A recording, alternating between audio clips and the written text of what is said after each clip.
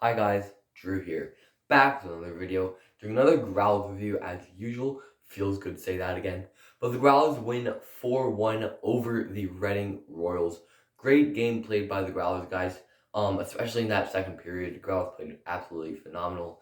The Growlers had Slava Peksa in net last night. He played absolutely phenomenal. He had a 9.52 save percentage, I believe. He made 20 saves on 21 shots.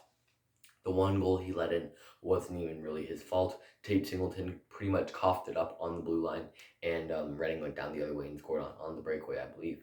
But Pexa played a great game, and so did the Growlers. So let's talk about who scored the goals. The first goal of the game went to Grant Crookshank. He gets his second pro goal. Good to see Crookshank getting those points. He has 4 points in 2 games. You'd like to say maybe he gets called up to the Toronto Marlies, but the Marlies have a lot of forwards, so I don't think it's going to happen. And then Neil Shea gets his first goal, first career ECHL goal. He scored last year for the Chicago Wolves, so it's not his first career pro goal, but it's good to see Shea getting on the score sheet early in this one. So Shea, that's his first career ECHL goal and first career goal with the Growlers. So there you go, Shea. Sure, it's not his last goal as the Growlers though. Then Brock Caulfield scores for the Growlers, my new favorite player on the Growlers. He gets his second of the season. So I was watching this game, and when I came home, I decided to turn on the Habs game.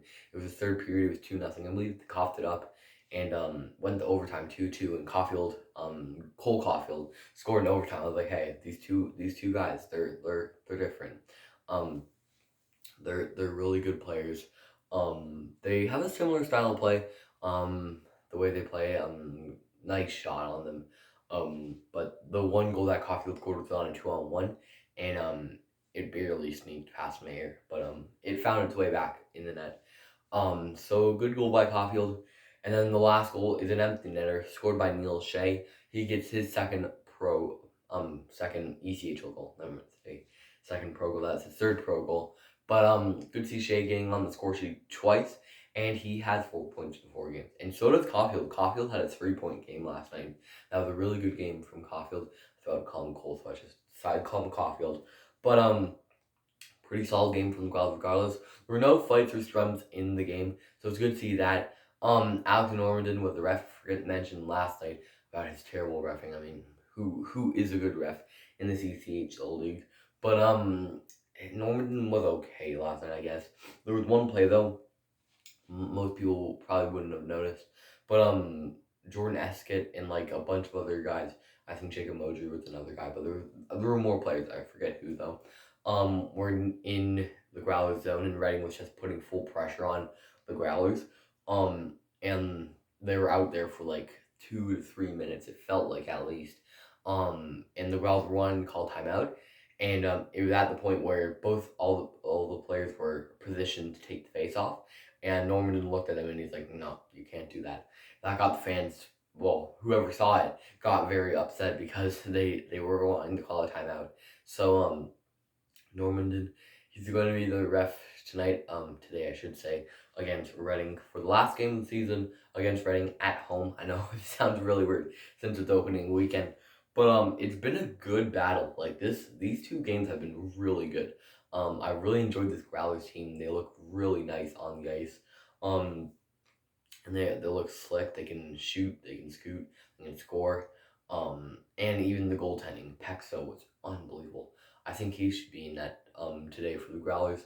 Nolan Mayer, he's okay. I mean, I'm happy we have Pexa and McKay, but Mayer, he's okay. He played against Bedard actually a couple times when he was in Saskatoon playing in the WHL before he became pro. But Jacob Kucharski is the backup for Reading. He'll probably play today, I'm guessing. He was a 7th round pick by Carolina in 2018. So we'll see how he plays. He had decent numbers. He played 1 game in the AHL last year. Very scary numbers. I don't recommend searching it up. But and Kucharski probably going in net today for Reading. We'll see though, because Mayer, he's had a rough 2 games. I mean, this first game, the Growlers had 26 shots, and so Mayer had 22 saves. I'm not sure what his save percentage was, didn't check it up, but I probably will after this video is done, now that I'm saying it. But Mayer, pretty solid game, regardless. Jacob Modry saved the puck one play as I believe his last name was Wilson on Reading. He was number 29. Was coming in and it like flipped over Pexta, his pad, and it was like trickling in and Modry just batted it out. It kind of reminded me of the play back in the World Juniors. If you remember the summer World Juniors, remember when it went to overtime, I believe, and Mason McTavish saved the puck with like inches. Kind of reminded me of that. Imagine that was like Kelly Cup Final Game 7. The crowd would have went bananas. But I think it went under review, but pretty much everybody in Section 103 knew it wasn't in because even the goal judge said it wasn't in. But clearly from my view, it was only like halfway through. I'll say, wasn't even like really close. Nothing to worry about. But it went under review for a very long time, longer than it should at least. Um, and basically it turned out to be no goal. Big shocker there. But yeah. So very solid play from Jacob Moji. He's played pretty good in his first two games with the Growlers. Lincoln Ernie, the Growlers claimed off waivers yesterday. He'll probably be in the lineup today. He played last year in college. I'm not sure what the college's name is. It's like Kansas College or something like that. But he'll be wearing number 26. I'm not sure why DJ Drum or Blake Christensen weren't playing last night for the Growlers. According to what I've heard, Nolan Dillingham has the flu, so hopefully he can come into the lineup soon, and hopefully get a speedy recovery. But that's pretty much gonna be it for this, guys. I hope you enjoyed it. If you like the video, you can subscribe if you really liked it. Tomorrow's video will be the last review of the weekend, and then the Growlers will be taking on the South Carolina Stingrays.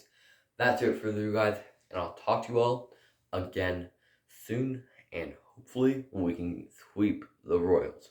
Go Growlers, go, everybody.